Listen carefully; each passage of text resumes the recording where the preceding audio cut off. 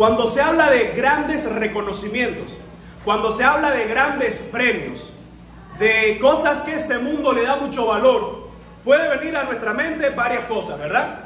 De hecho, quiero hablarte de lo que algunas personas, algunas entidades han coincidido en que estos son de los premios más famosos. No son todos, pero son de los premios más famosos que todo el mundo desearía en el mundo, ¿verdad? Y fíjense, por ejemplo, le voy a hablar. Uno de estos premios es conocido como los premios Pulitzer. ¿Alguien sabe lo que significa esos premios o lo que hacen esos premios? Los premios Pulitzer son una serie de 21 galardones que abarcan periodismo, literatura, composición musical, considerado como la más alta distinción para las obras publicadas en los Estados Unidos, reservada a la lengua inglesa. Se entregan cada año en torno al mes de abril. Así que cuando se habla de lo que es literatura, lo que es composición musical, lo que es periodismo, y usted alcanza un premio Pulitzer, usted es una persona muy famosa y muy prestigiosa y reconocida. Hay otros que hablan de la bota de oro. La bota de oro es también uno de los grandes premios que hay en el mundo hoy. ¿Alguien sabe de qué trata esto de la bota de oro? ¿A qué le suena? Al fútbol, ¿verdad? Y cuando se habla de este premio, es el trofeo en el que se premia cada año desde 1968 al mayor goleador de las ligas europeas, y desde 1997 al mayor goleador de las ligas europeas en base a un sistema de puntos que están ponderados o así distribuidos.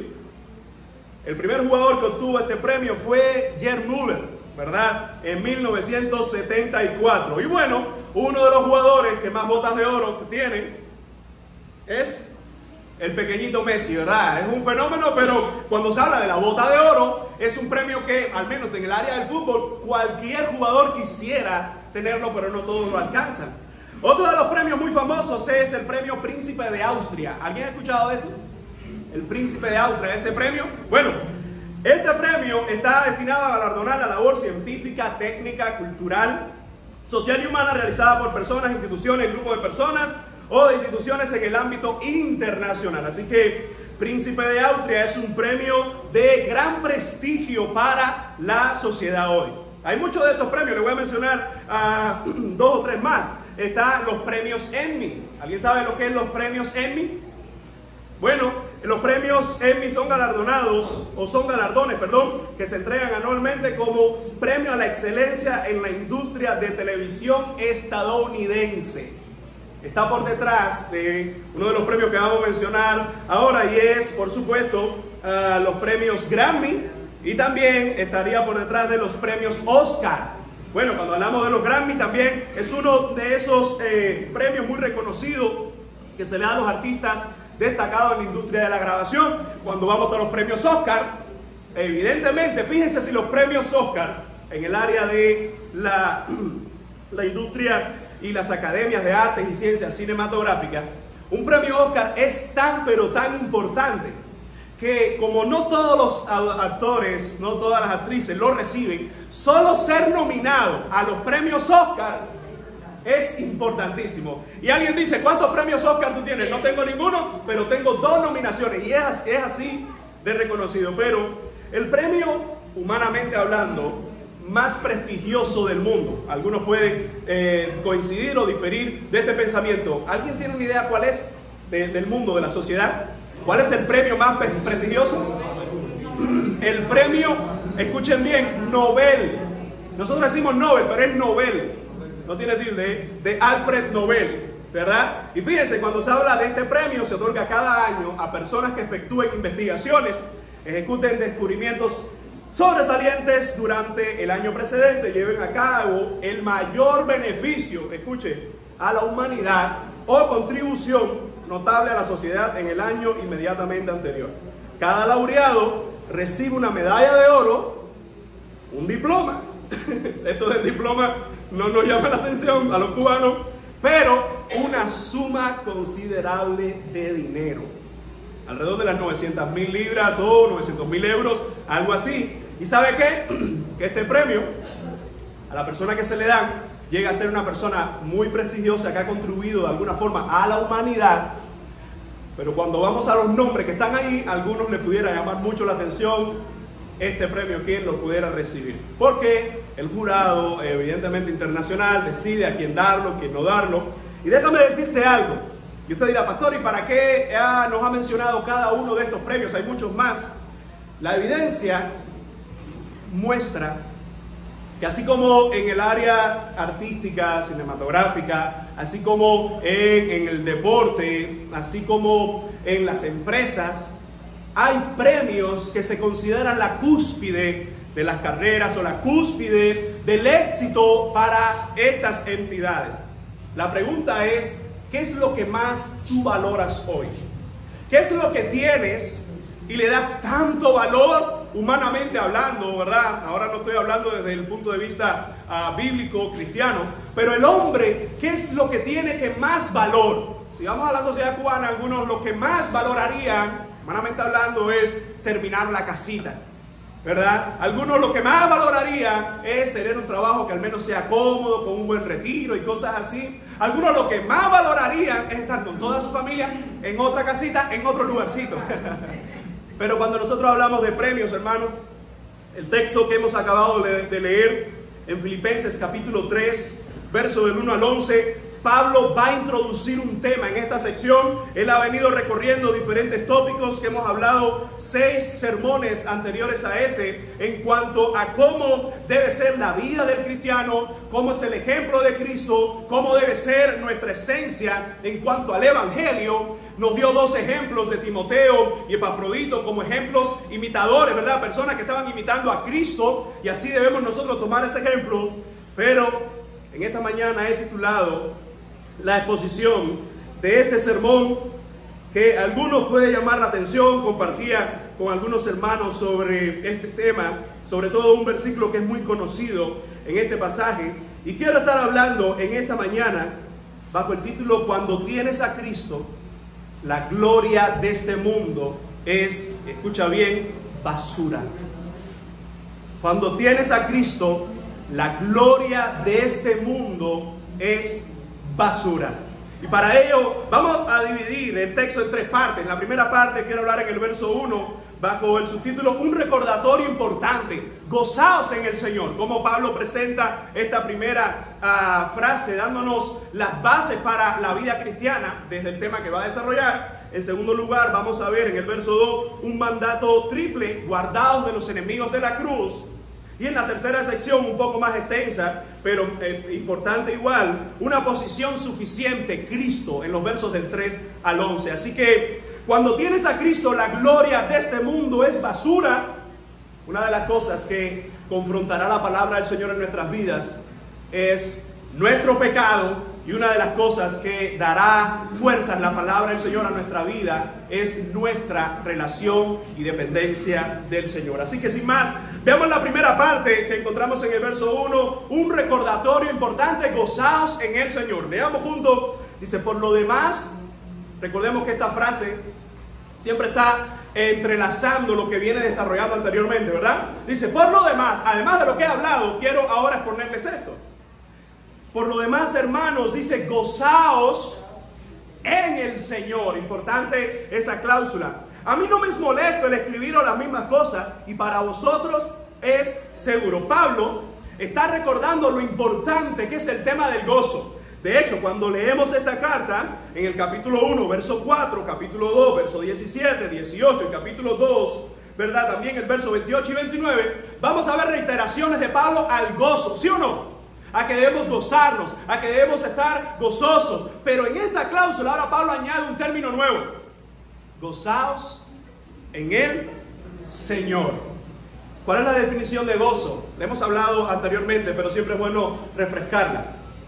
Gozo es alegría, ¿verdad? Implica alegría, pero es mucho más que alegría. Gozo está definido en Gálatas 5:22 como parte del fruto del Espíritu Santo. Así que cuando hablamos del fruto que el Espíritu Santo pone en nosotros, que habita en nosotros, ese fruto, ese gozo, no puede ser solo alegría o solo reír, porque evidentemente los cristianos no siempre estamos riéndonos y no siempre estamos alegres. El gozo, algunos diccionarios lo definen y nuestra vida cristiana lo confirma. Escuche, algunos diccionarios lo definen así y nuestra vida cristiana lo confirma, que cuando hablamos de gozo es esa seguridad, es esa fuerza que tenemos en el Señor y que el mundo se puede venir abajo y estamos seguros en Él. En pocas palabras, el gozo es la confianza que tenemos puesta en Dios y sabemos que nada ni nadie nos moverá de allí. Hermano, por eso cuando Pablo está diciendo, amados a los hermanos, dice, gozaos en el Señor. ¿Cuánta gente hoy se goza, pero en las cosas de este mundo? Hay mucha gente que pone su confianza o su seguridad en las cosas de este mundo. ¿Y qué termina pasando? Que terminan siendo defraudados, o terminan siendo heridos, o terminan siendo destruidos. ¿Por qué? Porque están poniendo su confianza. Es como poner un tesoro en algo que va a la deriva, en algo que es inseguro. Nosotros sabemos que en otros países las personas usan cajas fuertes.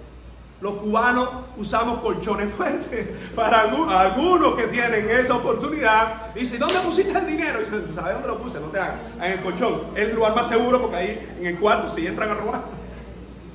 Pero a nadie se le ocurriría poner algo de valor en la puerta de la casa, afuera, en el patio, ¿verdad? Y fíjense cómo Pablo dice, gozaos en el Señor. Esta primera instancia de gozarnos en el Señor es más bien un recordatorio, pues Pablo lo ha mencionado 4 o 5 veces ya. Y ahora dice, recuerden, amados hermanos, que en la vida cristiana hay una cosa que no podemos olvidar. Gózate en el Señor. Gozarse en el Señor solo es posible cuando le perteneces a Él. Por eso que hay mucha gente hoy que cuando viene a buscar las cosas del Señor, ¿qué es lo que vienen a buscar? Ellos vienen a buscar los beneficios. Hermanos, y usted y yo tenemos los beneficios porque Él en su sacrificio pagó por nosotros y nosotros hemos venido a rendirnos delante de Él. No hay beneficios sin entrega de nuestras vidas al Señor. Por eso, como nuestras vidas han sido rendidas delante de Él, podemos decir, gloria a Dios, que hoy yo puedo estar en un momento de dificultad y mi gozo sigue en el Señor. ¿Recuerdan aquella antigua canción? El gozo que tengo yo, el mundo no me lo dio, como no me lo dio, que dice, no me lo puede quitar. Hermanos, entonces, fíjense cómo Pablo nos da este primer aliento, y en la segunda parte, él dice, a mí no me es molesto el escribiros las mismas cosas, y para vosotros es seguro. Evidentemente, Pablo reconoce que ya esto se lo ha escrito en otras ocasiones, pero ¿cuántos recuerdan el maestro cuando llegaba al aula y repetía, y repetía, y repetía, y repetía? Y hay una frase que es muy popular que dice que la repetición es la madre de la enseñanza. ¿La he escuchado?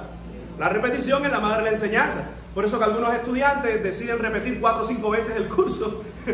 Pero no es eso lo que precisamente está resaltando la frase. Y es que cuando repetimos una cosa una y otra vez, una y otra vez, una y otra vez, nos da más seguridad o más confianza. Por eso el apóstol dice, a mí no me molesto, a mí no me causa disgusto escribirle lo mismo.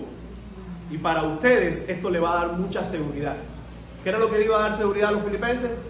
Gozaos en el Señor. ¿Qué estás pasando hoy? ¿Qué estás atravesando hoy? ¿Qué puede estar pasando tu familia? ¿Qué puede estar pasando tu casa?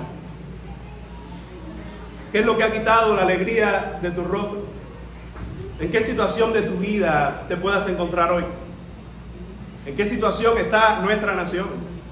¿En qué situación se encuentra nuestra economía? Porque muchos hemos sacado cuentas, hermanos, las cuentas no dan. Es imposible sacar cuentas en estos tiempos. Pero aún así, Pablo dice, no me molesta para nada, y a ustedes esto les va a venir súper bien y les va a dar una gran fuerza. Gozaos en el Señor. ¿Cómo lo hago, pastor? Si el Señor te dice, si el Señor me dice que me goce en Él, si Él invita, evidentemente Él paga. Si Él dice, evidentemente Él respalda. Así que podemos decir, cuando tenemos al Señor, no hay necesidad de una risa cuando las cosas van mal.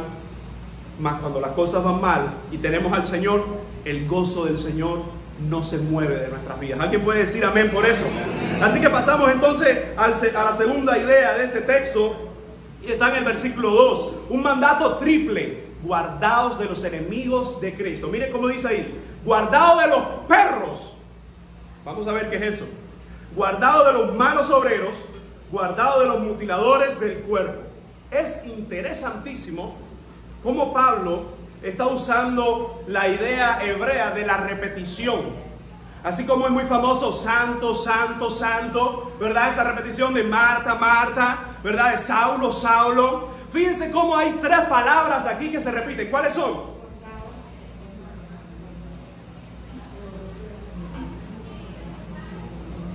Guardaos. Y miren la primera cláusula. Guardado de los perros.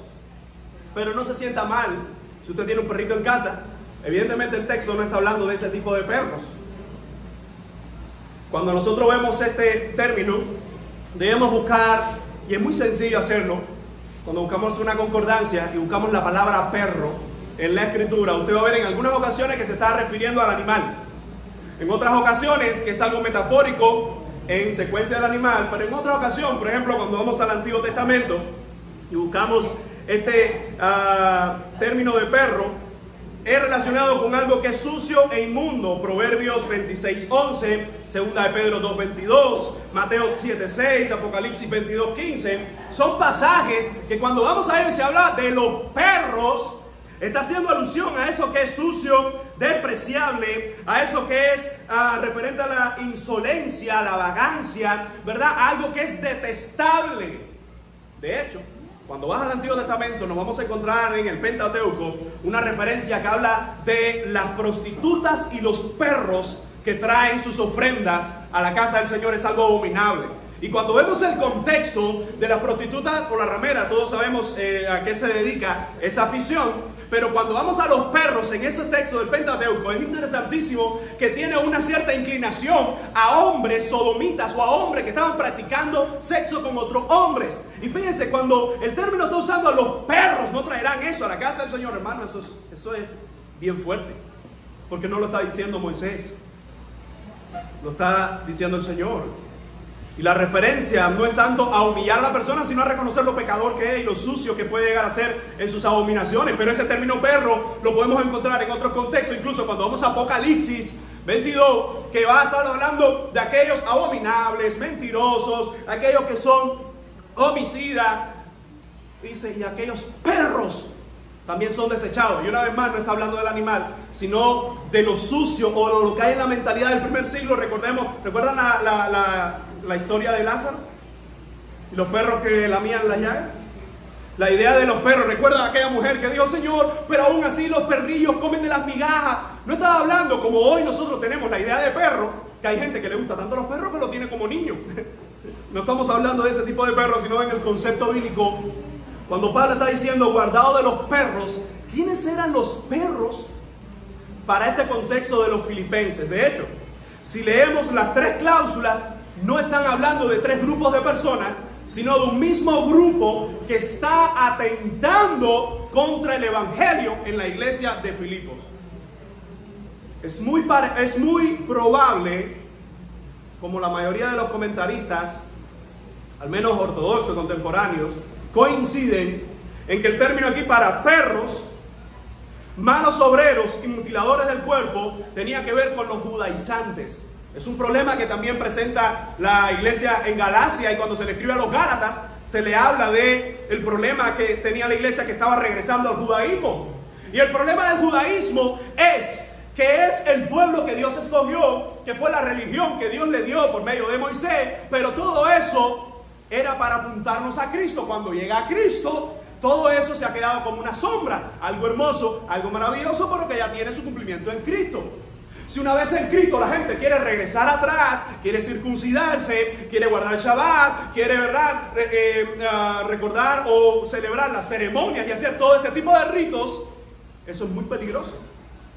Así que en Gálatas está más expreso la idea de estos judaizantes que estaban confundiendo a los cristianos.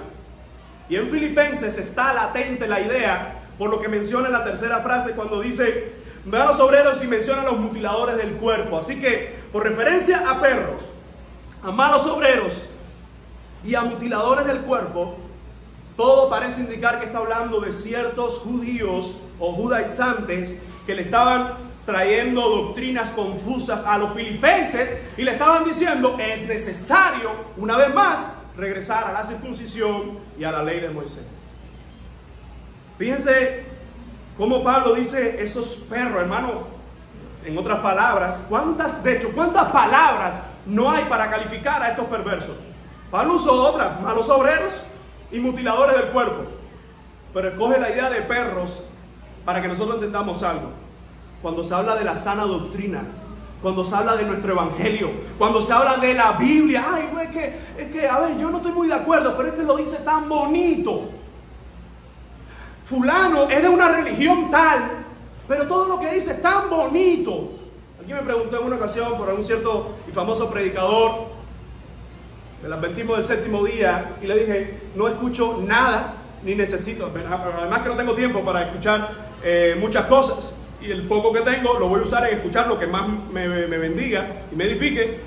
Prefiero no escuchar a ese tipo de personas, porque si usted escucha incluso a un sabio que no tenga a Cristo, hay muchas cosas buenas y favorables que pudiera encontrar ahí.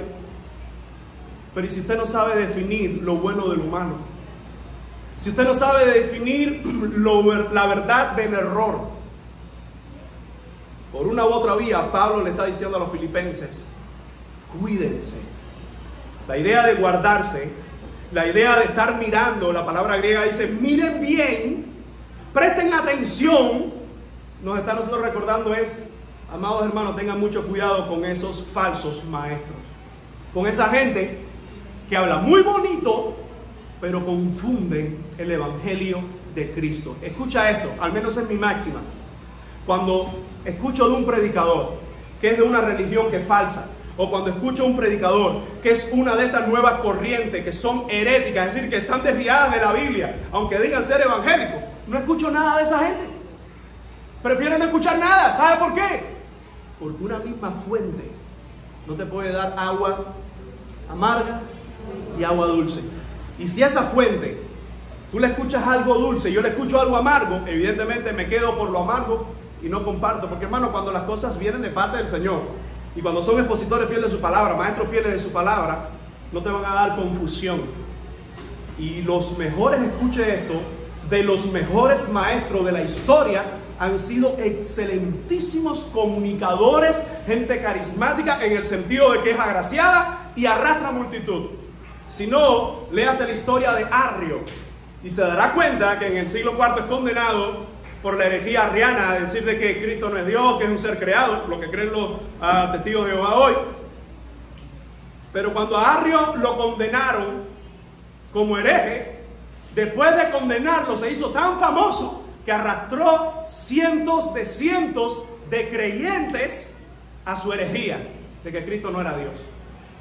Y algunos análogos de la historia registran que era un excelente comunicador. Así que no se quede con la excelencia de la palabra. Por eso una de las cosas que tratamos de hacer hace varios años desde este púlpito es que usted puede estar escuchando, prestando atención, gloria a Dios por eso, pero tenga su Biblia abierta. Porque cuando un predicador se para a exponer la palabra y usted abre su mente y cierra su Biblia, usted está en peligro. Pero si usted abre su mente y abre su Biblia, usted tiene el Espíritu Santo y podrá comprobar si es palabra de Dios o si es palabra de perros, de herejes. Fíjense cómo dice Pablo: guardado también de los mutiladores del cuerpo.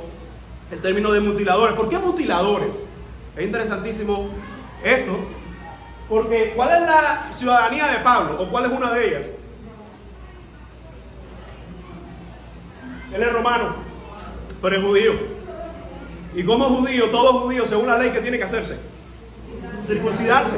Y es interesante que Pablo ahora está hablando de los mutiladores del cuerpo. Y el término ahí de mutiladores, aquellos que están cortando o desmembrando el cuerpo, ¿qué es lo que es la circuncisión? Cuando se habla del miembro viril del hombre, el prepucio se corta y se bota. De hecho, hay países que hoy lo realizan y los judíos todavía hoy lo siguen haciendo. Y a algunos niños, por diferentes defectos o enfermedades, se le hace, y se ha comprobado incluso por la ciencia que es muy saludable y todo esto, no vamos a entrar más en detalle, pero la idea es que tienes que sacar algo del cuerpo, mutilar algo del cuerpo. Y fíjense cómo Pablo no está hablando de judíos que se han convertido a Cristo y aunque están ya circuncidados, creen que la circuncisión, es lo que Pablo más adelante va a desarrollar, es la salvación en Cristo, sino que él está diciendo, cuídense mucho de esos mutiladores del cuerpo que andan por ahí, de esos que quieren quitarle a los hombres solo una parte de su cuerpo y con esa misma intención mandarlos al mismo infierno. Hermanos, tengamos cuidado. Hermanos, cuando se trata de doctrina, cuando se trata de los enemigos de la fe, hay dos grandes ideas en la Biblia. Una es esta que estamos viendo, de que hay que tener mucho cuidado con los falsos maestros, con las enseñanzas tergiversadas. Y la otra, muy importante, es que hay que amarlos. ¿Cómo yo puedo amar a alguien sin compartir lo que hace? ¿Mi familia? ¿Cuántos no tienen en su familia alguien que no es cristiano y usted le ama? Pero usted no comparte lo que hace. Amar no significa convenir o pactar o estar de acuerdo en lo malo y en lo pecaminoso. Amar tiene límites. Al menos cuando se habla de amar a los enemigos. Al menos cuando se habla de amar a aquellos que todavía están cegados por el príncipe de este mundo. Así que en este triple mandato, él dice, guárdense de aquellos perros, de aquellos malos obreros, porque sí son obreros, pero son malos. La palabra malo hace referencia a aquellos que son perversos, a aquellos que son pecadores. Y dice, cuidado, mucho cuidado con los mutiladores del cuerpo. Así que después de Pablo darnos esta base de gócense en el Señor, eso es muy importante para nuestra vida, nos da una segunda idea que es de una forma triple. Guárdense de los perros, guárdense de los malos obreros y guárdense de los mutiladores del cuerpo. En otras palabras, guárdense de los enemigos de la cruz. No compartan sus enseñanzas, no compartan su estilo de vida, no compartan su pensamiento, porque eso es sumamente peligroso para aquellos que quieren vivir en la sana doctrina. Y por último, Pablo ahora va a dedicar unos versículos un poco más extensos a hablarnos de una posesión suficiente. ¿Cuál es? Si hablamos de una posesión suficiente, evidentemente estamos hablando de Cristo. Miren cómo dice la primera parte, verso 3. Porque nosotros somos la circuncisión, los que en espíritu servimos a Dios y nos gloriamos en Cristo Jesús, no teniendo confianza en la carne. ¿A quién le está escribiendo Pablo esta carta? Como vimos en sermones anteriores, los filipenses, ¿son todos judíos? No, hay judíos que se han convertido al cristianismo y hay gentiles, es decir, que no pertenecen a la nación de Israel, que se han convertido, es decir, es una iglesia mixta. Y al ser una iglesia mixta de judíos convertidos a Cristo y gentiles convertidos a Cristo, Pablo le está diciendo, acaba de decirle, cuidado con esos mutiladores del cuerpo. Dice, porque nosotros, ¿quiénes? La iglesia. Para hablar de nosotros y no excluir a nadie, es decir, a judíos o a gentiles, está hablando evidentemente de la iglesia. Dice, porque nosotros somos la circuncisión. Y uno hace, a ver, Pablo, me tienes confundido. ¿Hace falta o no hace falta la circuncisión? De hecho, recuerda que ese fue el tema que generó el primer y único concilio al menos revelado. Después han existido otros concilios, pero el que está revelado en la Biblia es este de Hechos capítulo 15. Que era que un grupo de fariseos empezaron a decir que había que circuncidarse y guardar la ley de Moisés. Cuando Pablo está diciendo nosotros somos la circuncisión, tenemos que decir que los creyentes hoy en Cristo somos la verdadera circuncisión o somos la representación de lo que fue aquella circuncisión. ¿Cuál era el propósito de la circuncisión allá con Abraham, los patriarcas, verdad? Hasta el tiempo del Nuevo Testamento. ¿Cuál fue el propósito? Separar de entre todas las naciones una nación. ¿Cuál nación? El pueblo de Israel. ¿Con qué propósito? Para que de ese pueblo llegara una simiente. ¿Quién? Cristo. Y en Cristo todas las naciones, es decir, no solo Israel, sino que todas las naciones fueran bendecidas. Génesis capítulo 12. La esencia de Génesis 12, la esencia de la circuncisión es llamar a un grupo con un pacto de sangre, que es la circuncisión lo que ocurre, un pacto de sangre, para que por medio de ese pacto se cumpla en el Nuevo Testamento que el Hijo de Dios viene a derramar su sangre para entonces circuncidar nuestras vidas, no natural, físicamente, sino en nuestros corazones. De hecho, mire, le voy a leer rápidamente algunos textos sobre esto. Romanos 9:24 Dice que los cristianos somos llamados tanto de entre los judíos como de los gentiles. Dice Romanos 9:24, a los cuales también ha llamado. Esto es a nosotros, no solo de los judíos, sino también de los gentiles. Así que Pablo, en la carta a los romanos, lo que está mostrando es, nosotros los que hemos sido llamados, recuerda, la circuncisión separaba a alguien. Ahora en el evangelio, la circuncisión muestra que Cristo nos ha separado para Él, por medio de su muerte y sacrificio y resurrección. Y fíjense cómo dice, a los cuales también ha llamado. Esto es a nosotros, no solo a los judíos, sino también de los gentiles. Dice Romanos 3:9, y esto es para darnos la idea de que el judío no es mejor que el gentil. Dice Romanos 3:9, ¿qué pues? ¿Somos nosotros mejores que ellos? De ninguna manera, pues ya hemos acusado a judíos y a gentiles, que todos están bajo pecado. Les confieso que hace algunos años, en el seminario, vino un profesor americano que había estado muchos, pero muchos años seguidos en Israel. Él vino, nos dio una conferencia y mi corazón quedó cautivado por cómo él la daba. Era un profesor cristiano.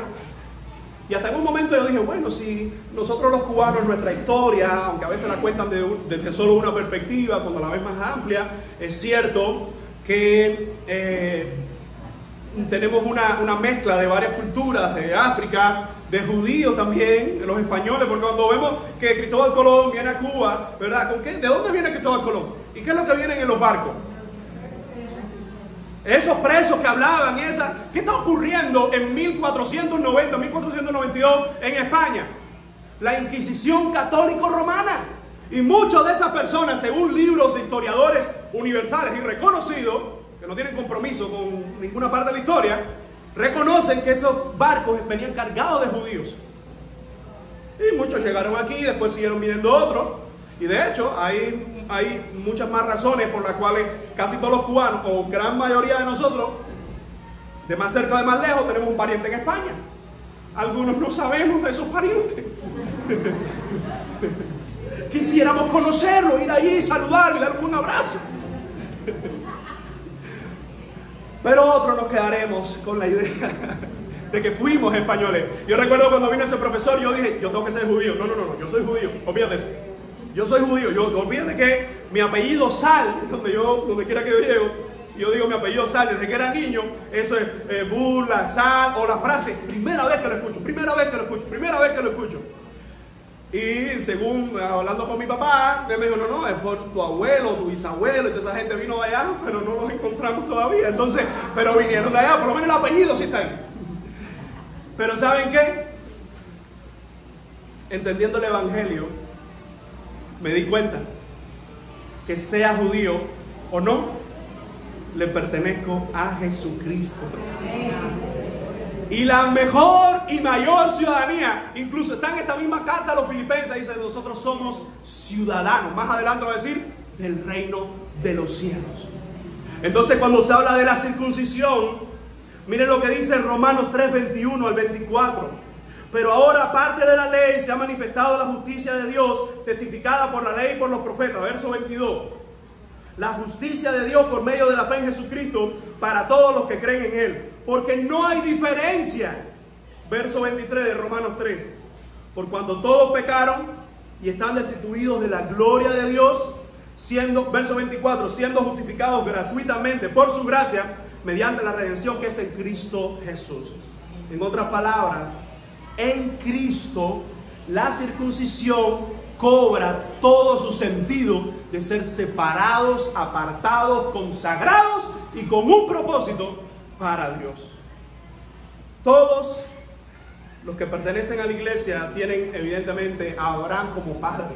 Dice Gálatas 3, verso 9 y 29, de modo que los que de la fe son bendecidos con el creyente Abraham, verso 29, y si vosotros sois de Cristo, ciertamente el linaje de Abraham sois y herederos según la promesa. Esto ya no, por lo menos me quita a mí si soy por la línea genealógica de sangre o no hijo de judío. Por este texto yo sé que soy hijo de Abraham por medio de la fe. Hijo de la promesa. Hermano, cuando vemos este texto, y te leo uno más, Efesios 2:14 y el 18, dice el 14, porque Él es nuestra paz, que de ambos pueblos hizo uno, derribando la pared intermedia de separación, porque por medio de Él los unos y los otros tenemos entradas para un mismo espíritu, al Padre. En otras palabras, Pablo lo que nos está diciendo es, nosotros somos la circuncisión. Dice, iglesia, no le crean cuento a esos que vienen a confundir y pervertir el evangelio con, escuchen bien, hay que circuncidarse, porque algunos entre ustedes, y esa misma aplicación la tenemos nosotros hoy en otras áreas. Hablábamos en el seminario de la iglesia, algunos estudiantes después de clase, y yo les decía, cuando usted escuche la frase, esto yo nunca lo he escuchado, esto se me ocurrió solo a mí, esto no se ha dicho en los 2000 años de historia de que se cerró el canon para acá, esto nunca ha ocurrido, hermanos, eso es alarmante. Porque si el Espíritu Santo ha estado habitando, ¿verdad?, a partir del sello de Hechos capítulo 2 sobre sus hijos, y le ha dado sabiduría, y aunque algunos no han usado las mismas herramientas, siempre ha habido un remanente fiel dedicado a la palabra, y nunca, ni por asomado, dijo lo que usted está diciendo hoy es peligroso. Eso no significa que hay una idea que los teólogos o un creyente hoy la puede tomar y mejorar y argumentar, pero que sea algo completamente nuevo y no contradiga la Biblia, está un poco difícil. Escuchen, completamente nuevo que no contradiga la Biblia. Una de las cosas que vemos que Pablo le está diciendo es que esos filipenses que estaban viniendo a ellos y esos maestros que estaban trayendo esas doctrinas, que le estaban diciendo hay que volver a la circuncisión, hay que regresar a la ley, le está diciendo, hermanos, nosotros somos la verdadera circuncisión. Nosotros en Cristo hemos sido separados, nosotros en Cristo hemos sido salvados. Y miren lo que Pablo va a hacer ahora en estos versos. El currículum de Pablo es completamente asombroso, porque después de decir que nosotros somos la circuncisión y mencionar que los que en espíritu servimos a Dios y nos gloriamos en Cristo Jesús, dice, no teniendo confianza de la carne, en otras palabras está diciendo, ya nosotros le pertenecemos a Dios, no tenemos confianza en la carne. ¿A qué está haciendo referencia aquí con la carne?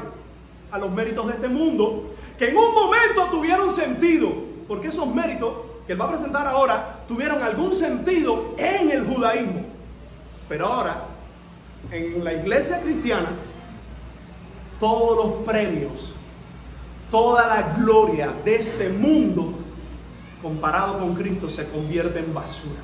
Y miren lo que Pablo va a decir. Es uno de estos momentos en que Pablo, como que algunos dicen, Pablo, apretaste. Miren lo que Pablo le va a decir a esa gente que confiaban o en la circuncisión o en los méritos que podían haber alcanzado. Dice así, versículo 4. Aunque yo tengo también de qué confiar en la carne. Eso es uno de esos pasajes que el sarcasmo está a flor de piel. ¿Por qué sabemos que esto es sarcasmo?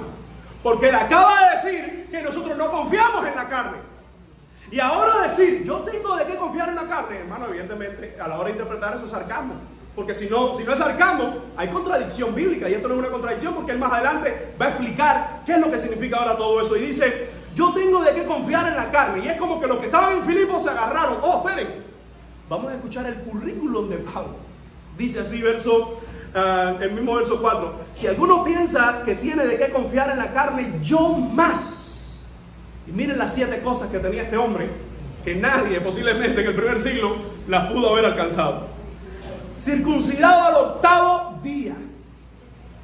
Bueno, ¿por qué Pablo tiene que recalcar esa idea de circuncidado al 8º día? La circuncisión del 8º día es un mandato del Pentateuco. Es algo que está en la ley de Moisés.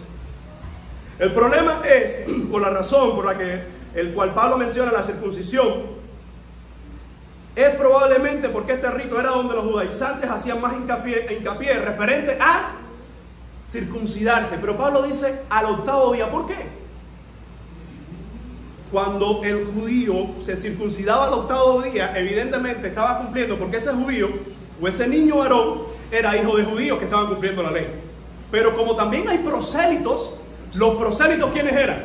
Aquellos que ya eran adultos o aquellos que ya habían pasado de haber evidentemente nacido y por voluntad propia llegaban a los judíos, veían la ley, veían las ordenanzas y decían: yo quiero pertenecer a este pueblo, venga, y los circuncidaban. Y como las técnicas de aquellos tiempos no eran quizás como las de hoy, las anestesias no eran tan sofisticadas. De hecho, si usted recordará un texto en el libro de Génesis con aquellos que violaron a Dina, ¿recuerdan? Los dos hermanos mayores de la casa le dijeron a Amor y a su hijo: bueno, tienes que circuncidarte para que seas parte del pueblo. Y se circuncidaron, dice que más de 300 hombres, ¿verdad? Todos los hombres de aquella ciudad. ¿Recuerdan la historia? Y cuando fueron estos dos, dice, en el tercer día, que es el día del mayor dolor. Imagínense, hermano, no puedo ser muy gráfico porque, aunque aquí hay médicos, esto es normal. Y sin anestesia, sin nada. Dice que al tercer día aquellos hombres posiblemente no podían ni caminar. Entraron ellos con sus espadas y mataron a todos los varones de eso, porque ellos, y este príncipe de ese lugar específicamente, había violado a su hermana. Y eso no se le hacía, según ellos, ¿verdad?, a su hermana. Y fíjense qué interesante que Pablo dice: circuncidado al octavo día, que evidentemente eso iba a ser una diferencia completa de los prosélitos o aquellos como los ismaelitas que fueron circuncidados con 13 años o más, ¿verdad?, como Ismael, o los que después le continuaron. Pablo está diciendo: ¿quieren hablar de currículum? Ok, al octavo día, y ahí saca una cantidad de personas que no son de la misma esencia, ¿verdad?, de la nación. Segundo, del linaje de Israel. Es interesante que Pablo menciona a Israel, es decir, a Jacob, y no menciona a Abraham o a Isaac, que al final son el padre y abuelo. ¿Por qué mencionar el linaje de Israel? Bueno, sus padres no pertenecían a una raza mixta, como muchos de los que vivían en aquellos tiempos en las tierras bíblicas, ni habían sido incorporados en Israel. Pablo era descendiente directo, no solo de Abraham, porque de Abraham también eran descendientes los ismaelitas. ¿Recuerdan? Hijo de Abraham también es Ismael. No solo de Abraham e Isaac, porque los edomitas también eran descendientes de Abraham e Isaac. Es decir, que fue otra de las naciones que después se convirtieron en enemigos de la nación de Dios. Pero aún así, fíjense cómo Pablo está hablando, dice: de Israel soy descendiente, haciendo esto referencia al pueblo escogido de Dios.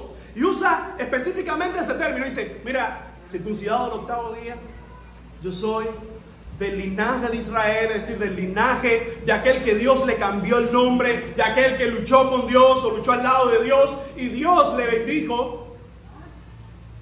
Y evidentemente ahí el currículum comienza a apretarse. Ahora dice: de la tribu de Benjamín. ¿Por qué entre las 12 tribus mencionar específicamente a la de Benjamín? Según algunos historiadores, creen que junto con José, y a diferencia de los otros patriarcas, Benjamín no fue solamente hijo de Israel, sino también de la esposa más amada de este, Raquel. Génesis 35, 17 y 18 lo comprueba. Y en segundo lugar, de estos dos hijos preferidos, José y Benjamín, fue Benjamín solo, o al menos en parte de su tribu, quien junto con Judá, después de la división, formó el Israel reconstituido, como vemos en Primera de Reyes 12, 21. Cuando vamos a Esdras, se menciona que Benjamín está como esa tribu, parte del reino restaurado. Cuando vamos al libro de Esther, recuerdan Mardoqueo, dice que era judío, pero ¿era de qué tribu? De Benjamín. Y Mardoqueo es esa persona que Dios usa para que sea el consejero de la reina Esther, y que incluso le llega a decir a Esther: y quién sabe si para esta hora tú has llegado. En otras palabras, cuando leemos el libro de Esther, nos encanta este personaje. A mí personalmente me encanta este personaje, aunque tengo ciertos vínculos afectivos con ese nombre, porque era el nombre de mi mamá, y bueno, hoy mis dos hijas lo tienen también en su segundo nombre. Pero ese nombre de Esther es maravilloso. Pero tan importante como Esther fue Mardoqueo, que fue su guía y fue quien le estuvo diciendo qué hacer, qué no hacer, y cómo a través de Mardoqueo, Esther entonces fue aquella que puso a Dios en ese lugar. ¿Para qué? Para salvar la nación de Dios. Así que cuando hablamos de Benjamín, muchos creen que la distinción especial de ser israelita era de algún valor salvador, de algún mérito para la eternidad. Pero Pablo estaba diciendo, si alguno se cree que tiene méritos, bueno, yo entre los judíos soy de Benjamín, para que sepan. Soy de una tribu privilegiada. Pero sigue diciendo Pablo, ahora miren esto se pone bueno. Hebreo de hebreos. Hebreo de hebreos. Hay un comentarista que dice que muchos son de la opinión de que la frase hebreo de hebreos llama también la atención sobre el hecho de que el apóstol era judío, no solamente por raza, sino también por su lenguaje, por sus costumbres, por su estilo de vida, por su enseñanza, por lo que hablaba, por lo que callaba, por lo que respiraba, por lo que sabía, por lo que no sabía. Él está diciendo, mira, a mí no me hagan cuento. Si ustedes quieren hablar de hebreo, yo soy hebreo de hebreo. Por eso evidentemente esto está connotado de un sarcasmo de Pablo. Dice, aquellos que creen que ahora para ser creyente o para seguir en el evangelio de Jesucristo hay que regresar al judaísmo, hay que circuncidarse y empezar a guardar la ley de Moisés, no me puede hacer un cuento con esto por la sencilla razón de que si hay que hablar de currículum, de que si hay que hablar de reconocimiento, yo soy entonces hebreo de hebreo. ¿Ha escuchado usted la frase, este es cubano de pura cepa? ¿Sí o no? Ese es cubano de pura cepa. Bueno, yo lo escuché cuando llegué aquí a Pinar del Río, algunos dicen, no, el pinareño de pura cepa. Y yo siempre dije, nunca voy a decir el Uzi. Qué mal me caía ese Uzi. Uzi, people. Uzi, santo. Uzi, la perra. Esa perra. Y el otro día estoy mirando a Ali Esther. Y se hace Ali Esther. Uzi, yo. Digo, es que me escucha a mí decirlo. Y no me arrepiento porque soy pinareño ya. Y mi genealogía la estoy desarrollando aquí en Pinar del Río. No me arrepiento. Tierra de campeones, es más. Pero cuando hablamos de cubano de pura cepa, mire hermano, como uno dice, el cubano de verdad ha tomado agua azúcar en su vida. Ha comido pan con azúcar. Sí, no, ya es un poquito más atrás, ¿no? A ver. Zambumbia, ese es el cubano que se respeta, la ha tomado. Pero hermano, cuando hablamos de que cada nación o cada lugar tiene sus rasgos, Pablo está diciendo, yo soy hebreo de hebreos. Si se habla de ser hebreo, nadie puede decirme que sea más que yo, podrá ser como yo, hebreo de hebreos. Y miren ahora lo que Pablo va a decir, porque esto es alarmante, pero es parte de su currículum, al menos antes de conocer al Señor. En cuanto a la ley, fariseos, rápidamente, los fariseos son una respuesta del pueblo del Señor a los tiempos intertestamentarios, es decir, la etapa entre los dos testamentos. Los fariseos surgen como una respuesta a la corrupción que se estaba desarrollando por medio de los romanos y de los griegos. Corrupción en cuanto a la vida libertina, la vida politeísta, es decir, de creer en varios dioses, de rechazar la ley de Moisés, evidentemente. Y los fariseos surgen como una respuesta sana, escuchen esto, sana, y como el mismo Josefo lo dice, fueron la respuesta en su momento lo más ortodoxo, lo más fiel, lo que nosotros conoceríamos en siglos anteriores a nosotros, hace 200 años, 300 años, de los puritanos. Una respuesta en medio de una Europa corrupta a vivir el evangelio de forma fiel. Esos fueron los fariseos en sus inicios. Pero se corrompieron tanto con dinero y poder y con no vivir la palabra del Señor, que para el tiempo de Cristo tenemos a Pablo, que era un fariseo y no se encargó de predicar el evangelio, sino se encargó de ¿qué? De perseguir a los cristianos. Por eso él dice, en cuanto a la ley fariseo, el mismo Josefo señala que es probable que no llegaran a 3.000 fariseos, lo que había en la época de Jesús. 3.000. Y en Jerusalén quizás unos 300, quizás no más que esto, estaban diseminados por muchos lugares. Hermanos, y cuando leemos el Nuevo Testamento, los fariseos están en todo, porque eran enemigos directos del evangelio. Y Pablo dice, pero si alguno todavía cree que su currículum está bien, que su graduación está bien, déjame decirle que en cuanto a la ley, yo soy fariseo, yo soy de un grupo selecto. de los más celosos. Fíjense cómo dice, en cuanto a celo, perseguidor de la iglesia. En ese momento yo creo que los que estaban ahí escuchando la carta de los filipenses decían, oh, yo nunca perseguí a la iglesia. O alguien dijo, bueno, yo no pertenezco a los fariseos porque es un grupo selecto, de una clase, ¿verdad?, connotada. Y Pablo dice, si me van a hablar de celo en cuanto al fariseísmo, yo soy perseguidor. Dice, perseguidor de la iglesia, hermano. Cuando leemos el libro de los Hechos y vemos lo que Pablo hacía, dice que arrastraba a los cristianos. El texto no dice por ningún lugar que los mataba, pero evidentemente sí, dice que los obligaba a blasfemar o a maldecir el nombre.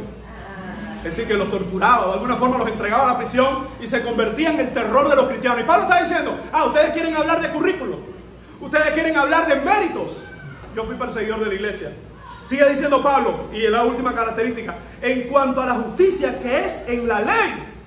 Es decir, la justicia que es en la ley, hablando del fariseísmo, dice, irreprensible. Nadie puede tomarme una falta. Es como esa persona que llega al aula y usted está recibiendo las clases y, por ejemplo, usted llega a uno de estos cursos de inglés. Yo no sé por qué ahora todo el mundo quiere aprender inglés, parece. Y usted llega a uno de estos cursos de inglés y se están presentando los alumnos y se para uno y dice, bueno, no, yo viví 2 años en un país de habla inglesa, fui profesor. Y esto para que tú estás pasando aquí el curso, por ejemplo, en la escuela de idioma aquí. Hay mucha gente que ya sabe el idioma de la universidad, que se graduaron con mi esposa ahí, pero el título no les sirve para lo que quieren hacer en la parte de turismo y tienen que ir a pasar ese título de ahí. Y cuando llegan, ellos no están en las clases porque la necesiten, sino lo que necesitan es el reconocimiento. Y fíjense qué interesante que cuando Pablo está dando todas estas características, yo creo que aquellos enemigos de la cruz que pudieron estar cerca de ahí, que en algún momento intentaron impresionar a los creyentes con sus enseñanzas evidentemente tergiversadas, se han quedado mudos. Porque a estos días sería como esa persona, tengo 2, 3 doctorados en Harvard. ¿Qué es Harvard? En Cambridge. Tengo que defender al menos lo que un poco conozco, ¿no? En Cambridge tengo mi doctorado, pero además he pasado 10 años ejerciendo la carrera, enseñando, ¿verdad? O ejerciendo la profesión de esta manera o de otra. Y fíjense cómo Pablo ha tomado todo esto. Y el verso 7 dedica 3, 4 versos a describir todo. Y miren lo que hacen en una sola frase. Pero cuántas cosas eran para mí. ¿Cuántas cosas eran para mí qué? Ganancias. Las he estimado como pérdida por amor de Cristo. Pablo, después de sacar todo su repertorio, dice, pero todo eso que para mí era ganancia, la palabra griega está diciendo algo de lo cual yo podía sentirme cómodo. Mira, vamos a aplicar esto al contexto. Todos los que pasan sus 5 años de carrera, o sus 6 años de carrera, cuando le dan el título, usted en el título no está viendo los nombres bonitos, el sellito y esa cosa. Usted está diciendo, esto fue sacrificio. Sacrificio de mis padres, sacrificio de mi familia, sacrificio mío, porque fueron años de desvelo, de trabajo, de esfuerzo para ese título. Y Pablo dice, todos mis títulos para mí eran algo que me hacía sentir cómodo. Pero el problema no está en esos títulos. El problema está cuando se trata de Cristo. El problema está cuando del otro lado de la balanza está Cristo. ¿Cuántas veces nos encontramos en el Evangelio que el Señor dice, aquel que quiera ser mi discípulo tiene que morir, tiene que negarse a sí mismo, tiene que dejar todo este mundo para seguirme? Si no, no es digno de mí. Por eso cuando la palabra del Señor nos menciona este verso, dice Pablo, todo esto que para mí era ganancia lo he estimado como pérdida. Esto no tiene valor. Y dice, ¿por qué? Por amor a Cristo. Verso 8. Y ciertamente aún estimo no solo este currículo, porque evidentemente, hermanos, ese currículo no significa que el título hoy que tú tienes de médico, que el título hoy que tienes de ingeniero, que tienes de licenciado, el título ese que te llevó tantos años, no significa que eso sea una basura. Porque Pablo no está hablando al principio de esos títulos. Pablo está hablando del reconocimiento que a la luz del evangelio eso no sirve. Porque de hecho, perseguir a los cristianos, eso no es un reconocimiento positivo. Y Pablo le está dando, porque Pablo lo que quiere decir, mira, si se habla de la carne, evidentemente las cosas de la carne no son las cosas que satisfacen el Espíritu de Dios. Pero Pablo dice, si se trata de eso, lo tengo como pérdida. Pero ahora miren, porque esto sí debería llamarnos más la atención. Verso 8, y ciertamente aún estimo, no solo esto, sino que dice ahora, todas las cosas como pérdida, por la excelencia del conocimiento de Cristo Jesús mi Señor, por amor del cual lo he perdido todo. Pablo está hablando desde una prisión, y lo que le llevó a esa prisión fue el evangelio, fue su fidelidad a Dios. Un hombre que se sentó a los pies de la universidad más poderosa del primer siglo, Gamaliel. Y sentado a sus pies, una de las cuestiones del hebreo es que cuando se sienta a los pies del maestro, es como el maestro y quiere incluso superar a su maestro en algún día. Y Pablo está diciendo, todo eso por amor a Cristo perdió el valor para mí. Pero esto todavía ni ha empezado. Porque miren lo que dice la siguiente frase. Lo he perdido todo y lo tengo por basura para ganar a Cristo. Hablaba con Carlos antes de empezar, le mostraba las notas y le decía, mira, ¿qué tú crees de esa palabra basura en griego? Te voy a leerlo. Skúbalon. Escucha esa palabra. Skúbalon. Skúbalon. Es lo que Pablo está diciendo en griego ahí. Dice, todo lo tengo por skúbalon. Reina Valera, cuando llega el término, dice basura.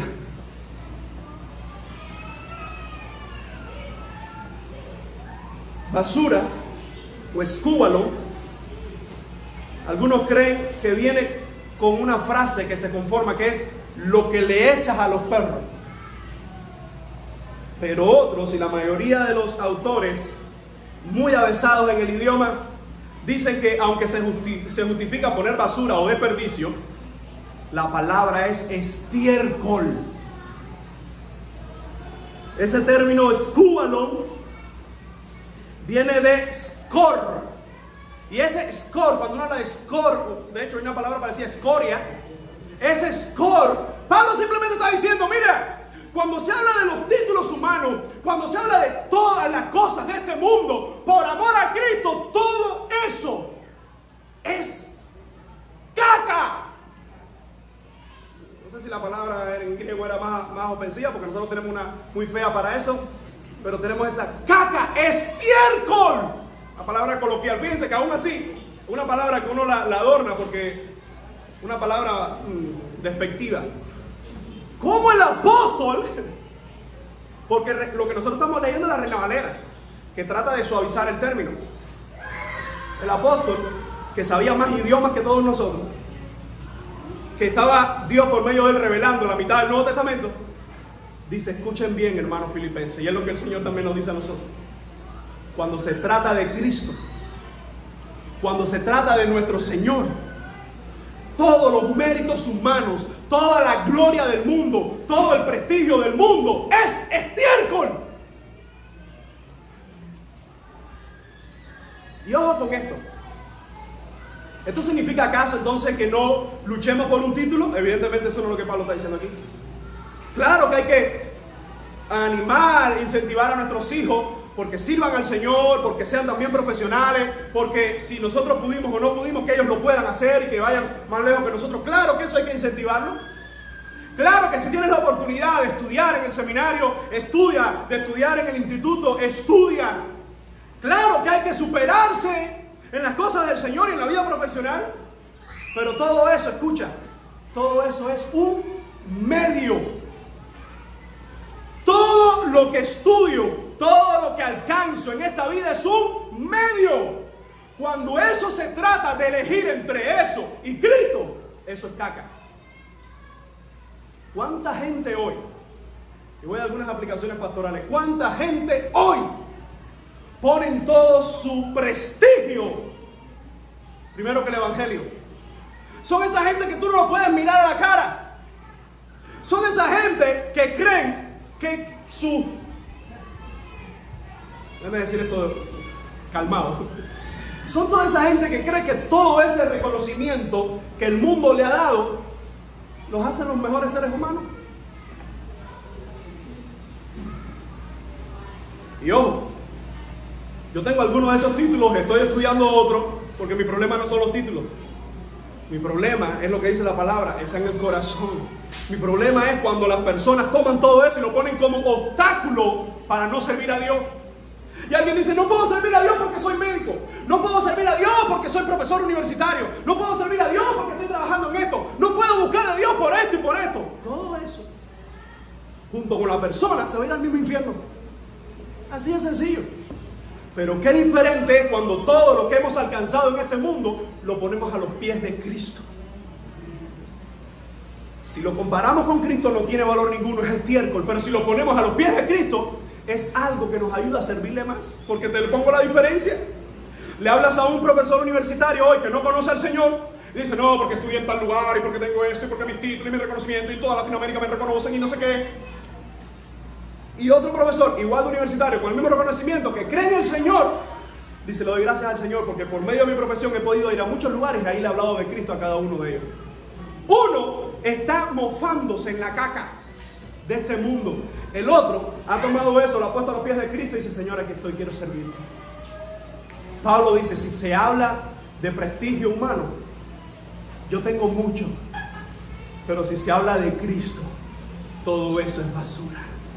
Hermano, cuando tienes a Cristo, cuando tenemos a Cristo, lo demás, la gloria de este mundo, es basura, mi amado hermano. ¿Alguien puede decir amén a esto?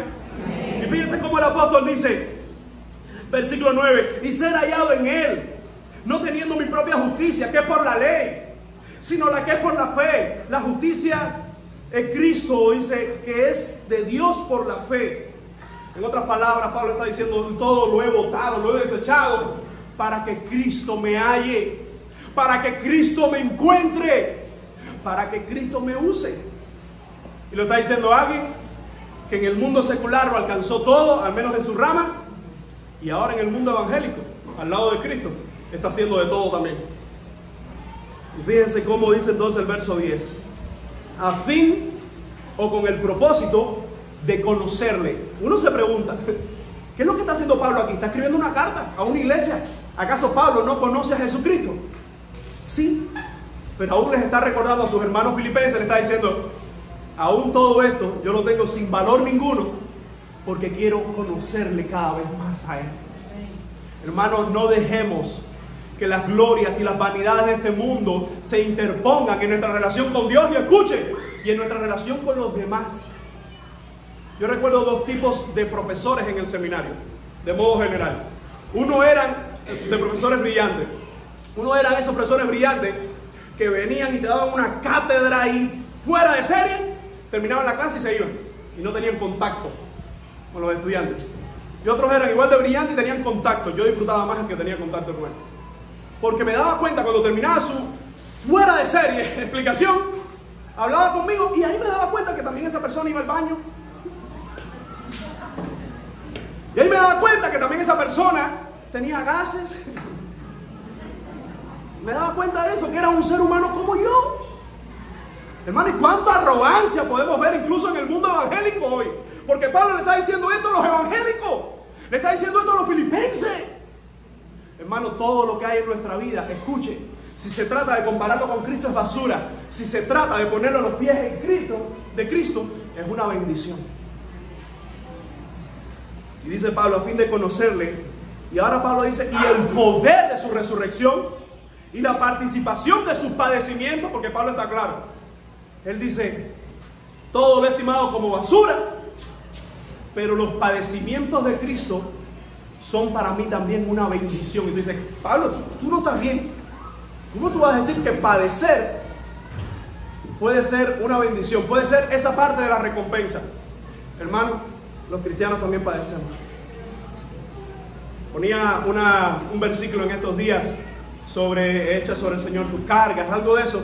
Recuerdo como la hermana Julieta decía, amén, y qué difícil es. Y es verdad, porque ¿qué cristiano, qué hijo del Señor no pasa por pruebas y adversidades? Y escuchamos la palabra, sé fiel al Señor, Dios está contigo, y decimos amén, pero sabemos que es difícil. Sabemos que decimos amén, nos animamos, nos motivamos, pero tenemos que ir de frente al problema. Pero Dios está ahí primero que nosotros. Y fíjense cómo Pablo dice, y el poder de su resurrección y la participación de su padecimiento, llegando a ser semejante a él en su muerte. Si en alguna manera llegase a la resurrección de entre los muertos. Pablo termina esta parte del discurso diciendo, todo no tiene valor si se trata de Cristo. Pero en Cristo, ser parte de su resurrección, ser parte de su padecimiento, ser parte de Él, eso es lo que más tiene valor en nuestras vidas. Cuando tenemos a Cristo, hermano, cuando tenemos a Cristo, y esto no es un cliché, esto solo aquellos que lo han vivido y lo están viviendo podrán decir amén a eso, o alto o para adentro. Cuando tenemos a Cristo, todo en esta vida se convierte en algo que no tiene valor cuando se trata de Cristo. Cuando tenemos a Cristo, la gloria de este mundo es basura. Cuando tienes a Cristo, la gloria de este mundo llega a ser basura. Un recordatorio importante, Pablo nos dice en el verso 1, gozaos en el Señor. Un mandato triple, guardado de los enemigos de la cruz, en el verso 2.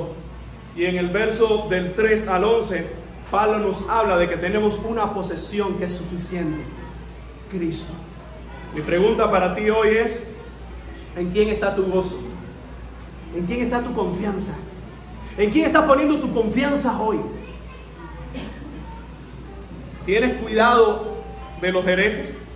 ¿Tienes cuidado de cómo estás acercándote a la palabra del Señor? ¿De qué predicadores escuchas? ¿De qué libro consultas? ¿De qué religión o qué secta puede ser la persona que te está hablando en estos días?